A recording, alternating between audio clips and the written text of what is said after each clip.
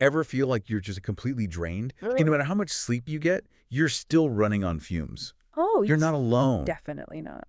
That's actually what we're diving into today, this idea of like feeling constantly drained. Mm-hmm. And we're looking at this book, The Wellness Reset. It's a 30-day guide, and it argues that feeling constantly drained is surprisingly common Right.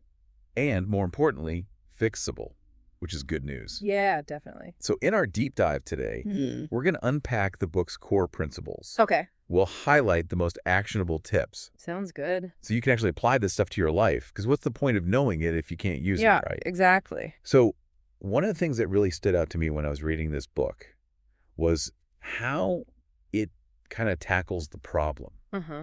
And it starts by showing us that everything's connected. Okay. Sleep, what you eat, how much you move, even how you handle stress. It's like this one big Is system. that like a web? Yeah. And when one piece is off, the whole thing just like go haywire. That's exactly what the book argues, and it's what's so interesting about its approach, I think. Okay, that makes total sense, but how does that actually like play out in our lives? Well, think about it this way. You're stressed out, right? So you end up sleeping poorly. Yeah. Then, because you're tired, you're like, ugh, I need energy. So you grab sugary snacks for a quick boost. Hmm. You skip the gym because you're exhausted, Totally. and the cycle just keeps like spiraling. Oh, it's like a downward spiral. Exactly. And the book's point is, it's not just in your head. Stress actually shows up physically, making everything worse. So it's like this like vicious cycle, this domino effect. Just this. Okay. Now, I know some people might be out there like rolling their eyes at the idea of a 30-day reset, Oh, I can see that. but maybe there's something to it, you Yeah, know? maybe. Yeah. Does the book offer any like practical steps to actually break free from this cycle?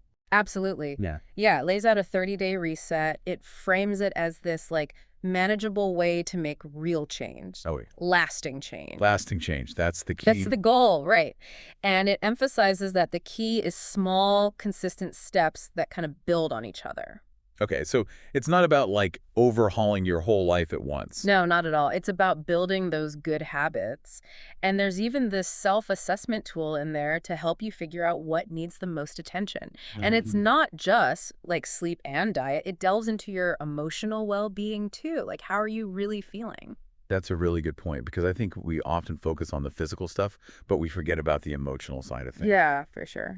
Okay, so then what does this reset actually look like day to day? Well, the book gives you this really handy checklist to get you started, like setting clear goals, finding your support system.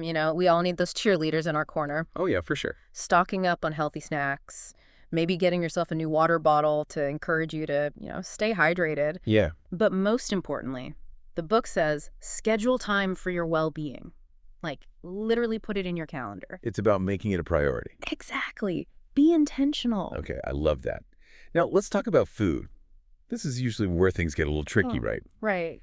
The book has a whole section called Nourish to Flourish, all about clean eating and whole foods. Love that title. I know, it's a catchy one, right? But what does that even mean? Clean eating? It sounds a little intimidating, to be honest. I get that, but it's actually much simpler than it sounds. Just think about eating foods in their most natural state. So avoiding all that processed junk, refined sugars, and ingredients that just cause inflammation in your body. Okay, And the book really emphasizes that this isn't about deprivation. okay. Like, it's not about like, you can't have this, you can't have that. It's about making a conscious choice to prioritize those nutrient-packed whole foods. Okay, so it's about making swaps rather than restricting yourself completely. So what are some examples? Like, what are these, like, nutrient-packed foods that the book recommends? Now, picture this. You've got a plate, right? And it's just filled with colorful fruits and vegetables, lean proteins, healthy fats, and whole grains. That sounds good. And don't forget, good old H2O. Staying hydrated is like super important for everything. Right, hydration is definitely key. Definitely. But let's be honest, life gets busy. Oh, tell me about it. How does the book address the reality of meal planning and prep when you're constantly on the go? Well, it gets really practical. It provides tips on meal planning, prepping your meals ahead of time, which can be a game changer for busy people. Oh, yeah, for sure. And it even includes these quick and easy recipes. Like, they have a green energy smoothie in there. They've got this anti-inflammatory bowl, which looks delicious. And even like an herbal tea that's supposed to help with digestion. Oh, that sounds amazing. I'm always on the lookout for simple, healthy recipes. But what about those times when cravings hit? Or boredom leads to snacking? We've all been there, right? Oh, absolutely. Like late at night, the pantry is calling. The book dives into that too and offers strategies to navigate those moments mindfully. One thing it really stresses is bringing that same mindfulness to how we eat. So it's not just about what we eat, but how we eat it. Exactly. Slow down, savor each bite, and pay attention to your body's signals about hunger and fullness. It's about like creating this more conscious relationship with food. Okay, that makes a lot of sense. Yeah. It's so easy to just like mindlessly scarf down food and not even really taste it. Right, just shoveling it in. Exactly. But when you start paying attention, you might be surprised how much more you actually enjoy your meals and how those cravings start to like naturally diminish. It's about being more present with your food. Exactly. So we've covered food and the importance of mindful eating. What's next on this wellness reset journey? Well, once you've got that mindful eating down, the book takes you to the next level. Mindful movement. Mindful movement. Okay, what's that all about? Yeah. Is this where we get into intense workout routines and like hitting the gym every day? Actually, no. Chapter 3, it's called Move Your Body, Fuel Your Soul, emphasizes that movement doesn't have to be like hardcore or intense. It's more about finding joy in moving your body and understanding how beneficial it is for your like overall well-being. So it's more about finding activities you enjoy rather than forcing yourself to do something you dread. Yeah, exactly. Like what feels good for you. Okay. What are some examples of mindful movement? What does the book suggest? Well, it encourages you to explore different things, like whatever you genuinely enjoy, whether it's yoga, taking a walk out in nature, dancing it out, swimming. It's about what feels good for your body and mind. I love that. It takes the pressure off and makes movement feel much more accessible. Yeah, exactly. But again, like, how do you actually fit movement into a jam-packed schedule?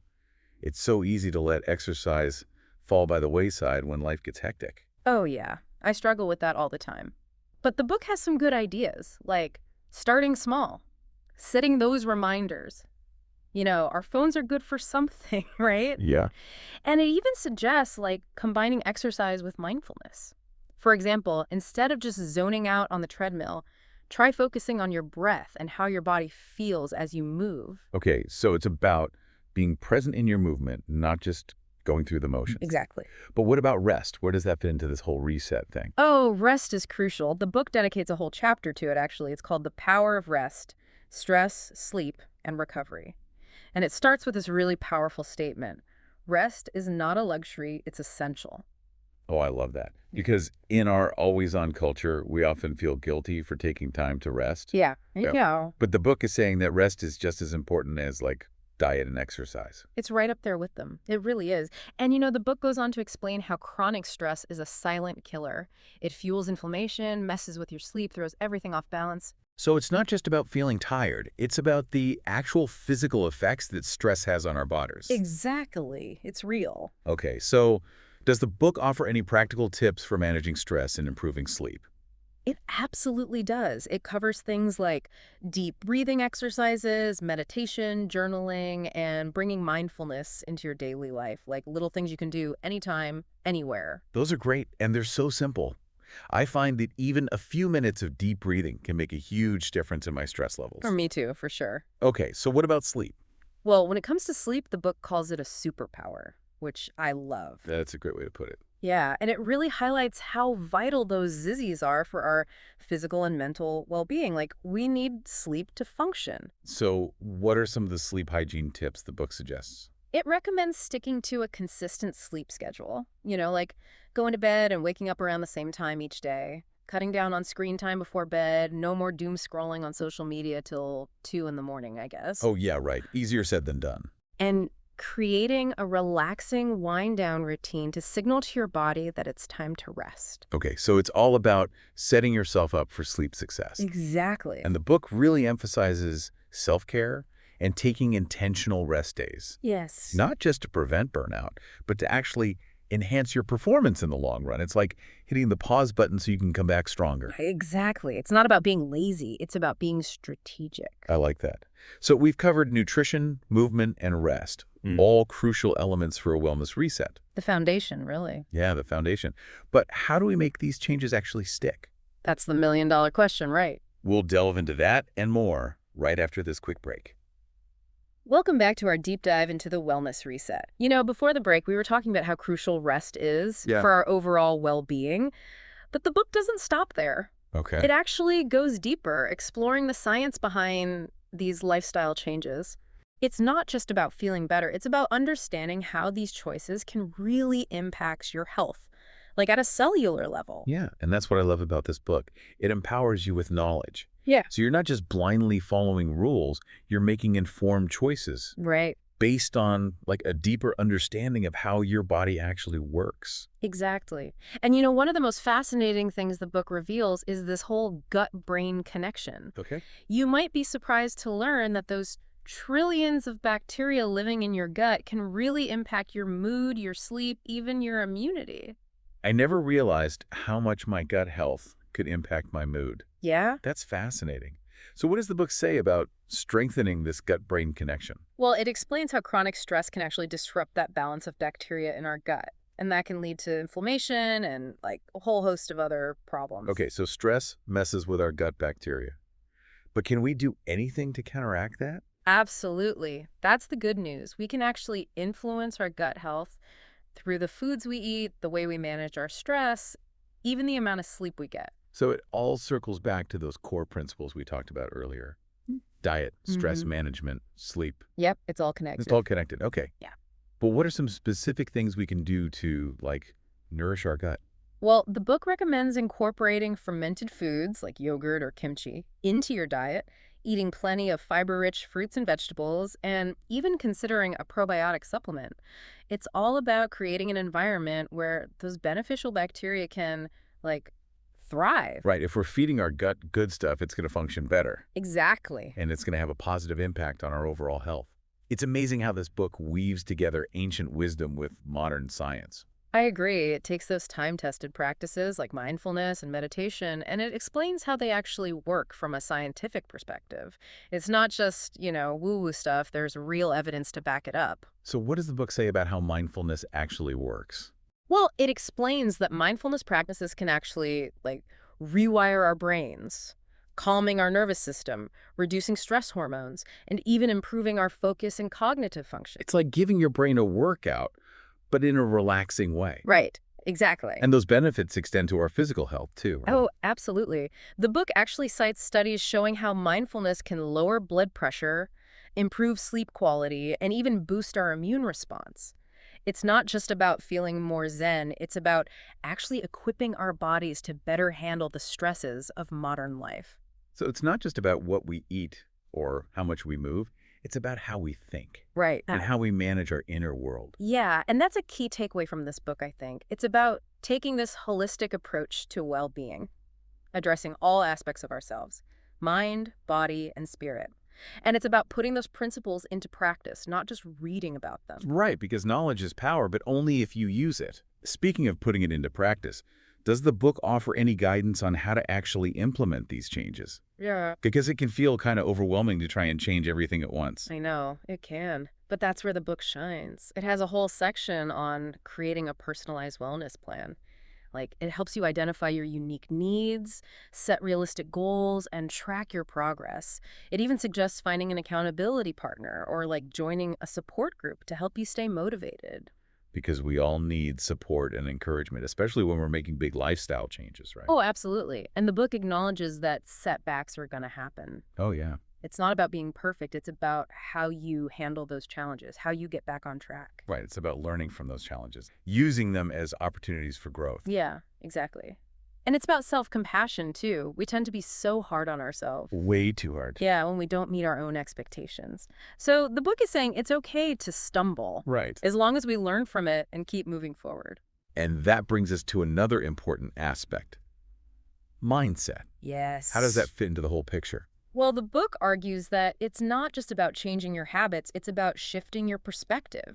It's about cultivating gratitude, focusing on the positive aspects of your life, really appreciating the good things. Because when you feel good on the inside, it shows on the outside. Your energy shifts, Yeah. you make healthier choices. Exactly. It's that ripple effect. And, what I love is that anyone can start their own wellness reset. You don't need fancy equipment, a ton of time. It's about those small, intentional choices you make each day. So, as we kind of wrap up this section on putting these principles into practice, what small but meaningful step can you take today to start your own wellness reset? Stay with us. We'll explore that and more right after this. Welcome back to the Deep Dive. We've been talking all about the wellness reset. Yeah. And one thing that's really stuck with me is this idea that it's not about some, quick fix, Right. but about creating a lifestyle that actually supports your well-being for the long haul. Yeah, it's about sustainability. Exactly. And what I find really interesting is how the book emphasizes personal empowerment. Okay. It's not like, here are the rules, follow them. It's more about giving you the knowledge and the tools to make choices Right. that align with your own needs and goals. It's like it hands you the keys to your own wellness journey. Exactly. You get to decide what works best for you. Yeah. And craft a plan that fits your life, not the other way around. Right. It's not a one-size-fits-all approach. No, definitely not. And that's where the book's focus on self-awareness is so important. Okay. It encourages you to really tune in Yeah. to your body's signals, to understand your own patterns, and make choices that truly nourish you, like mind, body, and spirit.